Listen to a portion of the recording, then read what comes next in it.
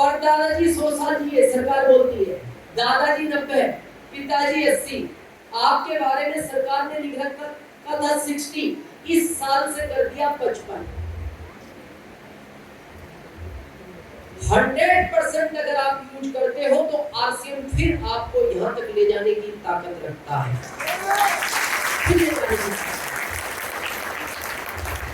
यहां से ये सफर स्टार्ट होगा, उसके बाद जैसा ये सीनियर बात कर रहे थे, किसको बताना है? दो को। सुशील जी बात कर रहे थे, दो ने सुना नहीं, दो ने सुना नहीं, फिर किसी दो को बता दिया। मैं आज आपका बहुत बड़ा टेंशन खत्म करता हूं। इस बिजनेस में आ जाओ तो अपने आप को कभी भी कमजोर महसूस मत समझो कि मेरे से कोई सुनेगा नहीं, मेरे से कोई कहना नहीं मानेगा। आप अपना प्रयास जारी रखो। आप छोटे नहीं हो, आप भूल चुके हो। छोटा जो महसूस करता है, मैं आज आपको प्रूव, छोटा आदमी कितना बड़ा काम कर सकता है, समझे? आज एक आदमी का ट्रांसफर हुआ एग्जाम्पल वाराणसी से फरीदाबाद, तो बच्चे वहीं पढ़ रहे थे, तो उसने कहा पहले मैं शिफ्ट हो जाऊं, बच्चों की पढ़ाई पूरी हो जाएगी फिर उनको ले आऊंगा। लेकिन उसका एक कुत्ता था, टॉमी नाम था, वो उस आदमी के बगैर नहीं रहता था। वो टॉमी को लेके शिफ्ट हो गया। कहां? फरीदाबाद। बड़े जॉब में था, सारी सुविधाएं थी, घर मिला। तो एक दिन उसका जो बेसिन का नल है खराब हो गया, तो उसने मैकेनिक को फोन किया, भाई साहब। उसने कहा बाबूजी मैं 12 बजे के पहले फ्री नहीं हूँ। तो उसने कहा मेरे को तो 10 बजे ऑफिस जाना है। तो बोले एक काम करो, मैं अपनी चाबी पड़ोस में रख के जा रहा हूँ, चाबी लेना, ताला खोलना और चुपचाप नल ठीक करके आ जाना। और ये ध्यान रखना मेरे घर में 2 पालतू जानवर हैं, पहला टॉमी कुत्ता, दूसरा मिट्टू तोता। इन दोनों को छेड़ना मत, छेड़ना नहीं, चुपचाप नल ठीक करना और आ जाना। जैसे ही वो घर में घुसा 12 बजे, बोल मैकेनिक, टॉमी इतना बड़ा खुला घूम रहा और वो छोटा सा मिट्टू तोता वो पिंजरे में बंद और ताला लगा हुआ। तो ये मैकेनिक सोचने लगा साहब को भी अकल नहीं है, जो बांधने की चीज थी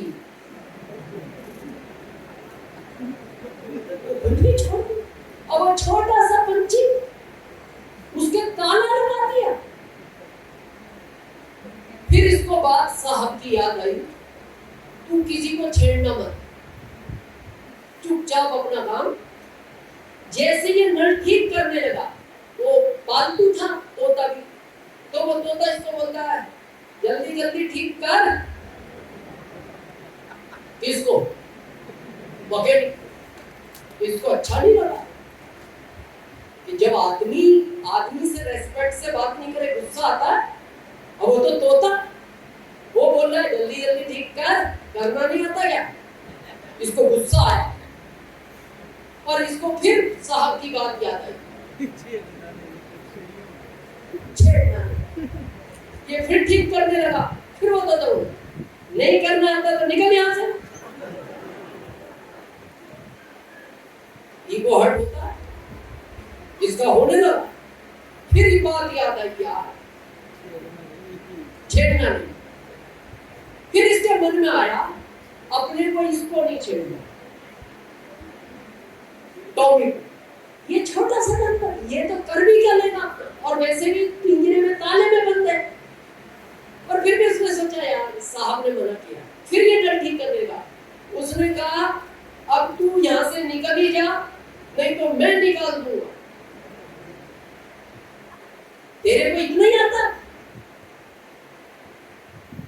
फिर इससे बर्दाश्त नहीं हुआ। फिर इसने पिंजरे की तरफ देखा और बोलता है उससे, तेरे को भी इतना ही आता है? तो वो मिट्टू बोलता है नहीं नहीं, मेरे को इससे ज्यादा भी आता है। इसने कहा फिर पता? उसने कहा टॉमी छू।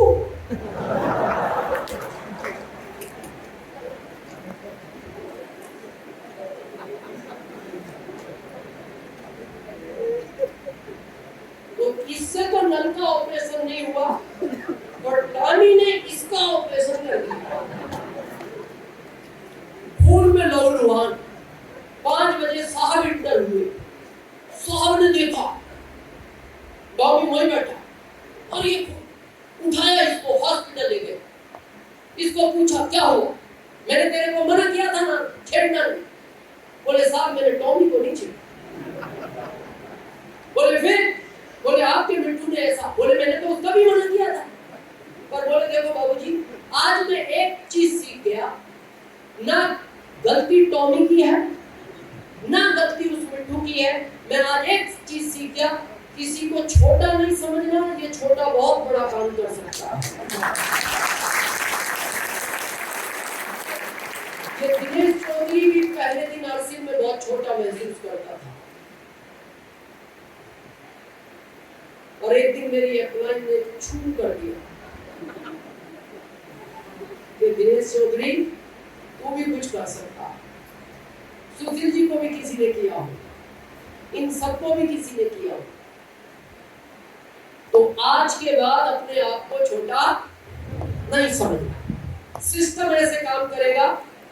आज मैं बहुत आपको पता है, अभी मई के बाद एक प्लान अपग्रेड हुआ, कितने लोगों को पता? अभी तक जो आप आरसीएम का प्रोडक्ट लेते थे, जितने का भी 2000 का, 3000 का, 5000 का, एग्जाम्पल 5000 का टीवी का, तो 7वें महीने कितना प्रोडक्ट फ्री मिलता था पहले? नहीं, क्योंकि दुनिया में कहीं सिस्टम नहीं है। लेकिन ये जो मई के बाद प्लान अपग्रेड हुआ है, इसमें 7वें महीने 5000 डीपी का प्रोडक्ट फिर आपको फ्री मिलेगा, और जब तक खरीदते रहोगे हर 7वें महीने फ्री मिलता रहेगा।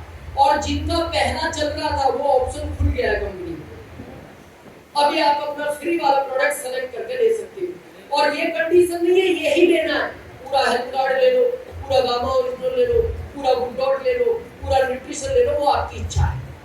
पहला तो ये अपग्रेड हुआ है। दूसरा, अभी तक जो कंपनी 45% पैसा बांटती थी, कितना? 45%, अभी 22% परफॉर्मेंस बोनस, 8% रॉयल्टी बोनस और 5% टेक्निकल बोनस। अब बचा कितना? 10। अब 10 कहां से आएगा? पहले मिलता था आपके टर्नओवर से, लेकिन अब जो प्लान अपग्रेड हुआ है, अब आपको 10% मिलेगा कंपनी के टर्नओवर से। कंपनी का टर्नओवर समझते? कंपनी के टर्नओवर की अगर खुरचन भी आ गई, खुरचन, हरियाणा वालों खुरचन समझते? कढ़ाई में दूध डालो, उसको उबालो, कुछ समय बाद वो रबड़ी बनता है, और उबालो, कुछ समय बाद वो मावा या खोआ जो भी बोलते हैं वो बन जाता है, फिर आप उसको निकाल लेते हो। लेकिन एक बुजुर्ग बाद में बोलता है, थोड़ा सा पलटना और घुमा दे, मेरे को खुरचन नजर आ रही है, थोड़ी और निकल सकती है। वो खुरचन होती है जिसको हमने वेस्टेज समझ के छोड़ दिया। लेकिन आरसीएम के टर्नओवर की अगर खुरचन भी आपके घर आ गई, तो आपकी 7 पीढ़ियों में कोई गरीब बच्चा जन्म नहीं लेगा। रॉयल्टी अभी तक कितने टर्नओवर से मिलती थी? 5 लाख से, क्योंकि आपका अधिकार ही 5 लाख की रॉयल्टी पे था, क्योंकि आप तो अभी 2 साल पहले ज्वाइन हुए। लेकिन अब आपको पैसा 10 साल के टर्नओवर से भी मिलेगा, 38 साल के टर्नओवर से भी मिलेगा, 28 साल के टर्नओवर से भी मिलेगा, अगले महीने जो 24 को आ रहे केसी सर के टर्नओवर से भी मिलेगा, दिनेश चौधरी के भी टर्नओवर से मिलेगा। अब आपको भारत के किसी भी कोने में जिसको आप नहीं जानते वो भी आरसीएम कर रहा है, उसके टर्नओवर का भी पैसा अब आपको आएगा। पहले रॉयल्टी लगभग 3% आती थी, कितनी? 25,000, क्योंकि आपके बिजनेस की आती थी। अब कितनी आएगी नए प्लान से जो अपग्रेड हुआ? लगभग 30 से 35,000 के बीच, यानी 32,000 मान लो। कितनी बढ़ गई? 7,000 महीने की, जिसमें आपका कोई रोल नहीं है। और 7,000 तो आ गए, 7,000 मुनीम जी के यहाँ जमा है। कहाँ? भिलवाड़ा मुनीम जी ने अपने। तो मेरे से किसी ने कहा मुनीम जी से कहो ना जब ये भेजे तो वो भी भेज दे। मुनीम जी ने कहा आप बच्चे हो, बच्चे के हाथ में जितना पैसा आता है खर्च कर लेता है, तो खर्च करने का तो मैं हर महीने 7,000 एक्स्ट्रा भेज रहा हूँ, 7,000 जमा रख रहा हूँ। एक साल पूरा होते ही 84,000 प्लस 32,000 एक साथ भेज दूंगा। बाइक खरीद लेना, बच्चे की फीस भर देना, एक आध बाथरूम बनाना वो बना लेना, जो कि अभी एक ही है ना। कैसा हो गया प्लान? जोरदार। जैसा ये 7वें महीने 5,000 का प्रोडक्ट फ्री मिलता है, आज एक गारंटेड प्लान में दूं। आरसी में पहले 3 आदमी किस चीज के लिए आता है? रॉयल्टी, फिर टेक्निकल, फिर रूबी, फिर सपना स्टार रूबी, उसके बाद उसका आखिरी सपना है डायमंड। मैं आज आपको गारंटेड प्लान देता हूँ आरसी की तरह। जैसे 7वें महीने 5,000 का प्रोडक्ट गारंटेड है, जितने लोग आज इस हॉल में हैं, आपको डायमंड जाने से कोई रोक नहीं सकता। आज मैं गारंटेड प्लान आपको देता हूं।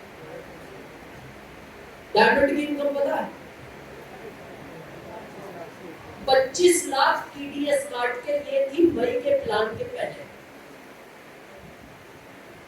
मई से नया हो गया, अब इनकम हो गई है 30 से 35 लाख पर मंथ टीडीएस काट के, 10 लाख एक्स्ट्रा लगभग, और 10 लाख ही हर महीने मुनीम जी के पास जमा। चाहते हो ऐसी भी रेगुलर प्लान? कितने लोगों को आज आपने यहाँ बुलाया? जैसे मैंने कहा ना, जब मैंने करण जी को देखा मेरे को आश्चर्य हुआ, और करण जी को किसने बुलाया? मेरे को नहीं पता किसने बुलाया, मैं अभी भी नहीं जानता, और मैंने इनको देखा। किसी ने कहा होगा, आपको बुलाया, किसी ने कहा होगा, पर आपने जितने लोगों को कहा सब आए नहीं आए? मैं गारंटेड दिखाता हूं आपको। अगर आज आपने 10 लोगों को बुलाया था, 8 गारंटी से गायब है, 2 आए हैं। आप सोच रहे होंगे आपको कैसे पता प्लान का फरीदाबाद में 8 गारंटी से गायब है? ये प्लान पूरे भारत में काम करता है, 21 साल से मेरे साथ भी है। अब इसे सोचने का ये है, 2 क्यों आए हैं, 8 क्यों नहीं आए? 2 आए हैं, 8 क्यों नहीं आए? उसकी बगैर मर्जी के इस दुनिया में पत्ता नहीं हिलता। दिनेश चौधरी फरीदाबाद में आने वाला था अप्रैल में 2024, आ कब गया? अगस्त 27 को। क्यों हुआ ऐसा? क्यों उस ऑडिटोरियम का कैंसिल होना था? उसकी मर्जी थी कि फरीदाबाद में यही तारीख होगी। ये 2 जो आए हैं, ये भी उसने बुलाए हैं। ये 8 क्यों नहीं आए? ये उसने नहीं बुलाए। 2 को क्यों बुलाया है? वो इन 2 को डायमंड बनाना चाहता है। 8 को क्यों नहीं बुलाया? 8 को वो डायमंड बनाना। मैं इसको थोड़ा आज प्रैक्टिकल समझाता हूँ आपको। कितने लोगों के घर में बेटियां हाथ बढ़ा? हाँ, लगभग सभी घर में। जिस लड़के के साथ उसकी शादी होगी, वो लड़का इस दुनिया में वो 2 साल पहले भेज चुका है। ये उसका गारंटेड प्लान। प्लान कैसा है इसका? ये गारंटेड। कहां है वो लड़का? वो जानता है। आप तो एक दिन पूजा में बैठ के उसको प्रार्थना करो, जब भेज दिया तो बता ही दो ना है कहां। क्या बोलता है? तू भी कुछ करेगा कि नहीं? भेज मैंने दिया बना के, ढूंढ तो तू। और ढूंढते हो कहां? जहां भी कोई थोड़ा सा कहता है कि भाई साहब लखनऊ में अच्छा लड़का है, जाते हो कि नहीं?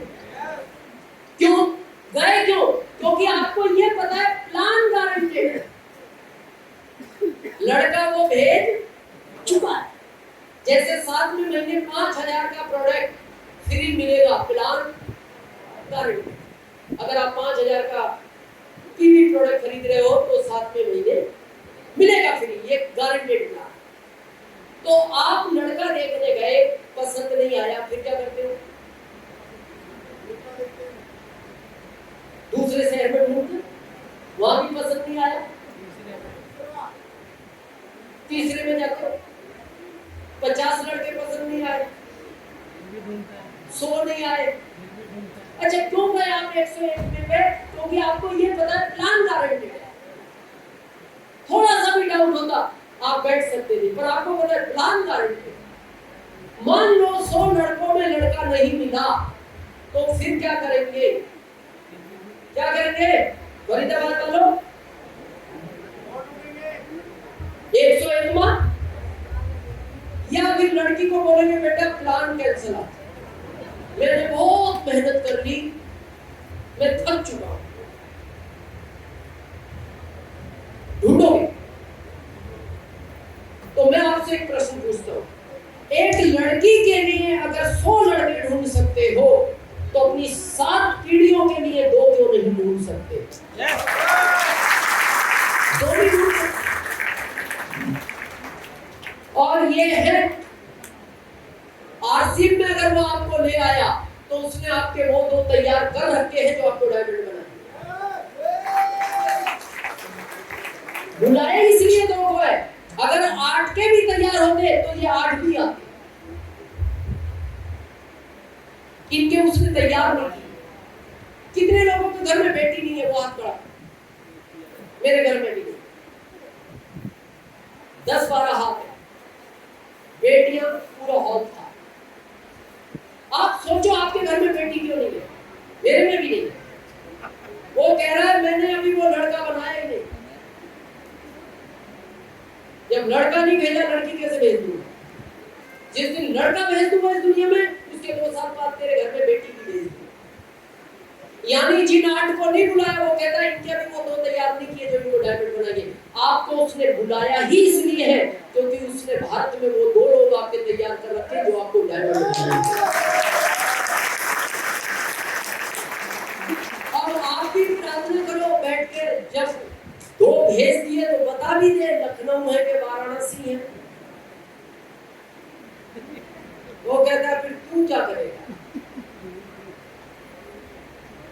मैंने भेज दिए, ढूंढ तो सही, फरीदाबाद में ढूंढ, नहीं मिलते पलवल जा, नहीं मिलते गुड़गांव जा, नहीं मिलते दिल्ली जा, नहीं मिलते मेरठ जा, नहीं मिलते लखनऊ चला जा, नहीं मिलते वाराणसी जा, नहीं मिलते कानपुर जा, नहीं मिलते मुगलसराय जा, नहीं मिलते बॉम्बे चला जा, कहीं नहीं मिलते रतलाम आओ,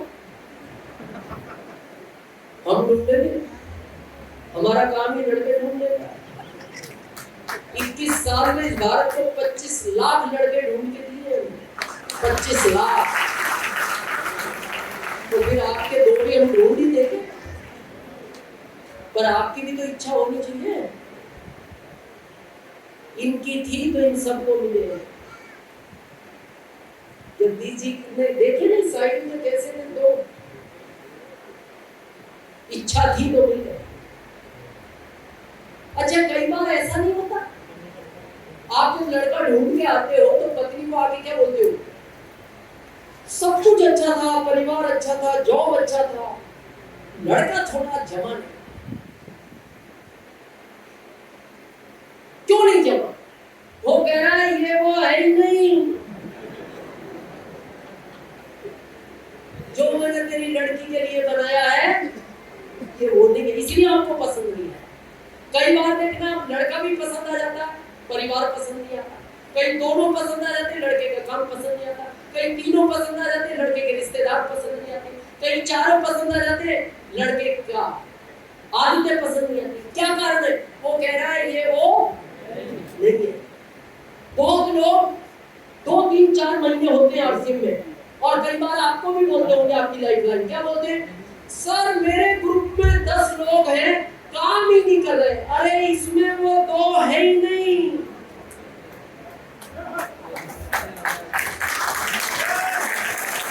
इसमें वो दो नहीं है जो आपको डायमंड बनाएंगे। और याद रखना, ये इतने सीनियर बैठे हैं, आरसी में जिस दिन भी आप डायमंड बनोगे, आपको पूरा ग्रुप कभी डायमंड नहीं बनाएगा। आपके ग्रुप में 2 ही लोग आपको डायमंड बनाएंगे जिस दिन भी बनाएंगे, सिर्फ 2 लोग। वह साहब जब डायमंड बने थे 2 ही नाम थे, राकेश शर्मा जी और अत्री साहब।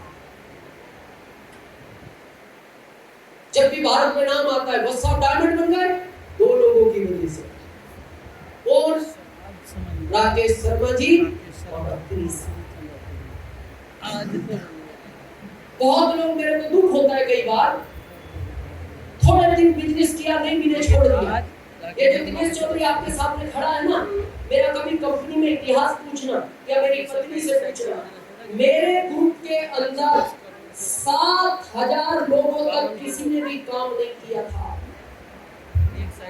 70 नहीं, 700 नहीं, 7,000 लोग। और मैं जॉब को रिजाइन दे चुका था, और जॉब को रिजाइन मैंने दिया मेरे परिवार के विरोध में। मैंने मेरी माँ को फोन लगाया, मैं जॉब छोड़ रहा हूँ, आरसीएम करूंगा। मेरी माँ का पता पहला शब्द किया था, तू पागल हो गया। दूसरी लाइन थी, आज के बाद मैं ये समझूंगी मेरे 3 ही बेटे हैं, मैं भूल गई तेरे को। सोचो, जॉब को रिजाइन दे दिया, इनमें किसी ने काम नहीं किया, क्या करता दिनेश चौधरी? किससे सपोर्ट मांगता? मैं तो प्रदेश में रहता था। मैं जब इस सीन को याद करता था, मेरा आज भी रोम रोम कांप उठता है। मैं पूरे दिन चाय पी के काम चलाता था, क्योंकि खाने के मेरी जेब में पैसे नहीं हुआ। मैं घर आके ही खाना खाता, और जब मैं खाना खाने बैठता था ना, और मैं फील्ड की कहानी याद करता था, मेरी आंख से आंसू टपकते थे और मेरी सब्जी में गिरते थे, और उस सब्जी को मैं फिर खा रहा था। और याद रखना, जिंदगी में आप सबसे कुछ भी छिपा सकते हो, पत्नी से कभी नहीं छिपा सकते। पत्नी सिर्फ एक पत्नी की आदत होती है, वो बोलती नहीं, देखती सब है। और वो इस सीन को देखती थी। 1.5 महीने के बाद एक दिन मेरी पत्नी से मेरे से कहा, वो अच्छे परिवार से है, जहाँ उसका जन्म हुआ उसने बचपन से कार और बंगले देखे। मैं थोड़ा हल्की फैमिली से था उनके साथ, और वो मेरे साथ किराए के रूम में, क्योंकि मैं थोड़ा सिद्धांतवादी व्यक्ति था, ईमानदारी और लोगों की सहायता करने के लिए, इसलिए प्रोग्रेस नहीं हो पाया। तो एक दिन उसने मेरे से कहा, देखो जीवन में मैंने आपसे कुछ मांगा नहीं, मैं जिस परिवार से आई हूँ हर जगह मैं आपके साथ एडजस्ट किया है, मैं जिंदगी में एक चीज मांगना चाहती हूँ, मैंने आज तक आपसे कुछ नहीं मांगा, अगर दे सकते हो तो मैं मांगूंगा। तो मैंने कहा, मैंने बताओ। बोले नहीं, मैं बताऊंगी नहीं, आप वादा करो, अगर देना चाहते हो तो मैं कहूँ, और नहीं देना चाहते तो मैं बात भी नहीं करना चाहता। फिर मेरे को लगा इतना जीवन इसने मेरे साथ बिताया, मैंने कहा नहीं ठीक है, कहो तुम, मैं दूंगा। बोले प्रॉमिस करो, मैंने कहा मैं प्रॉमिस करता हूँ। उसने कहा, मेरा आपसे एक ही निवेदन है, आज के बाद आप आरसीएम छोड़ दो।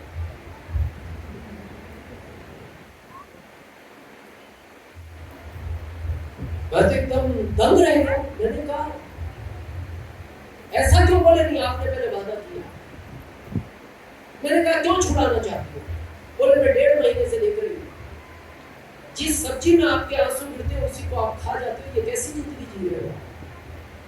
इसका मतलब आप बहुत परेशान हो, और मैं ऐसी जिंदगी नहीं देखना चाहती। फर्क यह है, गवर्नमेंट जॉब आपको नहीं मिलेगा, प्राइवेट मिलेगा। जब मैंने इतनी जिंदगी आपके साथ निकाली है, मैं और भी निकालूंगी, और मैं कभी आपसे शिकायत नहीं करूंगी, मेरे पास ये नहीं है। पर आज के बाद आरसीएम में मैंने कहा, क्यों सर? बोले मैं जब आपके साथ मीटिंग में जाती हूँ, मैंने 6 महीने में किसी को रॉयल्टी पहुंचते हुए देखा, 1.5 साल में किसी को टेक्निकल पहुंचते हुए देखा, और आपको मैं इतने समय से संघर्ष में देख रही हूँ। मैंने उसको एक ही बात कही, सरोज, या तो वो मेरे को आरसीएम में लाता नहीं, लाया है तो उसने मेरे 2 तैयार किए, बोले फिर आपको क्यों नहीं मिले? मैंने कहा, ये समय का चक्र है, किसी को ये 2 में मिलेंगे, किसी को ये 220 में मिलेंगे, किसी को ये 200 में मिलेंगे, किसी को ये 2000 में मिलेंगे, हो सकता है किसी को ये 20,000 में मिले। मैंने कहा हो सकता है मेरे 13,000 लोग और ढूंढने पड़ेंगे। बोले 13 के बाद तो छोड़ोगे? मैं ढूंढता रहा और प्लानिंग देखना उसकी। इसी ट्रैक पे नागदा पड़ता है जब बॉम्बे जाते हो, नागदा जंक्शन जहां राजधानी रुकती है आज। वहां से मैं ट्रेन में चढ़ा मीटिंग दे के खाचू। ट्रेन में एक आदमी मिला जो जयपुर से जा रहा था, जिसके हार्डवेयर की बॉम्बे दुकान थी। उससे मेरी बातचीत हुई। उसने कहा, अनजान व्यक्ति था, बोले सर मैं आरसीएम करना चाहता हूँ, आप मेरी मदद करो, बस आके लोगों को समझाओ, मैं यही चाहता हूँ। दूसरा आदमी भीलवाड़ा कंपनी जा रहा था, मंदसौर से चढ़ा, टीचर था, प्रतापगढ़ राजस्थान का। बस में भीड़ बहुत थी और अब हम आरसीएम में ये सीख चुके थे, बस अपनी घर की नहीं उतरना हमें नहीं है।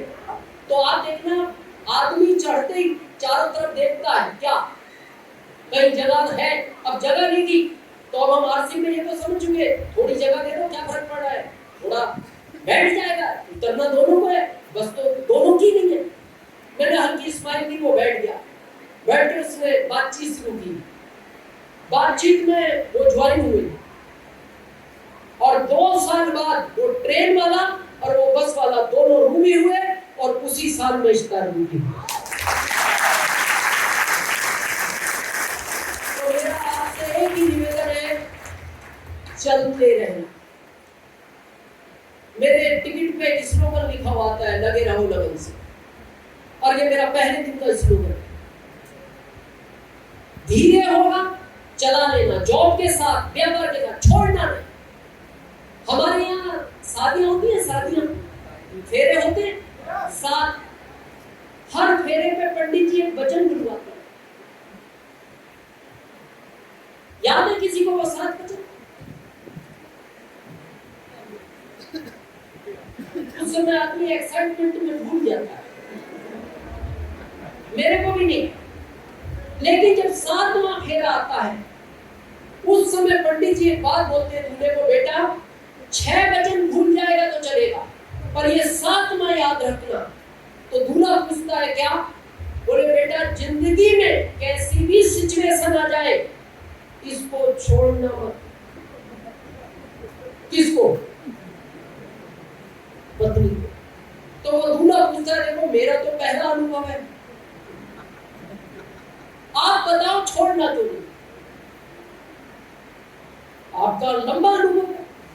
तो पंडित जी एक ही बात बोलते, बेटा तेरे को आज पता नहीं लगेगा, जब जिंदगी के उतार चढ़ाव के मोड़ आएंगे, हर मोड़ पे दुनिया तेरा साथ छोड़ देगी, आखिरी मोड़ तक सिर्फ यही तेरा साथ देगी। बस एक लाइन याद रखना, कुछ भी हो जाए छोड़ना। और मैं भी आपसे एक ही लाइन कहता हूं, कुछ भी हो जाए, कैसी भी सिचुएशन आ जाए, छोड़ना। चलते रहना। और आपके चलते सफर में आपके ग्रुप में कई दिनेश चौधरी एंट्री लेंगे, मेरा आपसे ये वादा है, कई दिनेश चौधरी एंट्री। तो हो गए वसूलिया?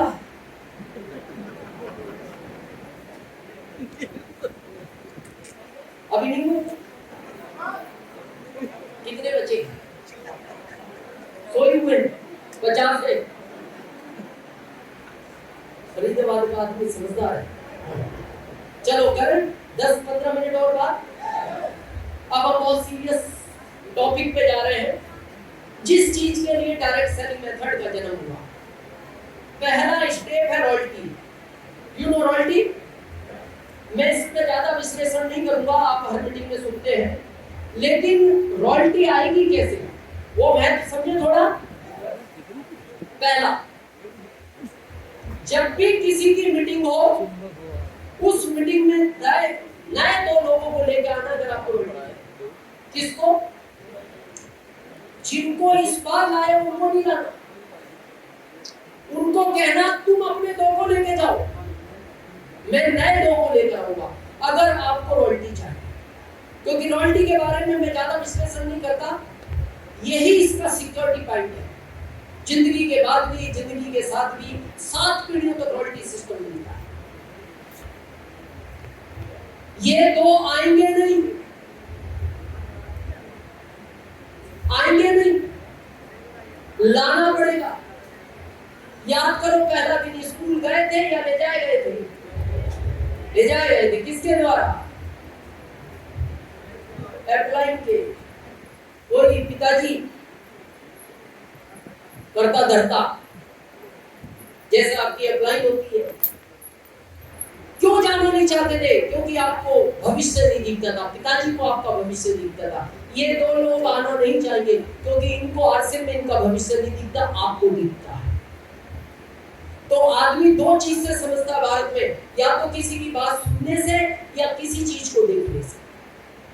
जो लोग अभी भी आपकी बात नहीं सुन रहे, उनको 24 सितंबर को केसी सर की बात सुनवाओ। फिर भी ये ना समझे तो एक बार इनको भीड़भाड़ा दिखाओ, ये फिर देख के समझेंगे। भीड़भाड़ा देख के भी ना समझे तो एक बार इनको आरसीएम वर्ल्ड दिखाओ, उसको देख के समझेंगे। उसको देख के भी ना समझे तो एक बार इस कंपनी के मालिक को दिखाओ, उनको देखकर समझेंगे। और उनको देखकर भी ना समझे तो फरीदाबाद में आकर किसी अच्छे डॉक्टर को दिखाओ। फिर तो कोई ना कोई टेक्निकल प्रॉब्लम है। तो रॉयल्टी का पहला स्टेप क्या है? हर मीटिंग में नए दो लोगों को हर बार नए लोगों को लाना है। क्लियर है? सेकंड, जल्दी रॉयल्टी चाहिए, फैमिली को इन्वॉल्व करो, पत्नी को कोशिश करो मीटिंग में साथ लाओ। मैं ये नहीं कह रहा बॉम्बे, कलकत्ता आसपास मीटिंग ला सकते हो तो लाओ। आज में बहुत सारी महिलाएं, मैं बहुत खुश हूं इनको देखकर, और मैं आपसे वादा करता हूं जिनके साथ ये आई है उनको आरसी में कोई डायमंड जाने से रोक नहीं सकता।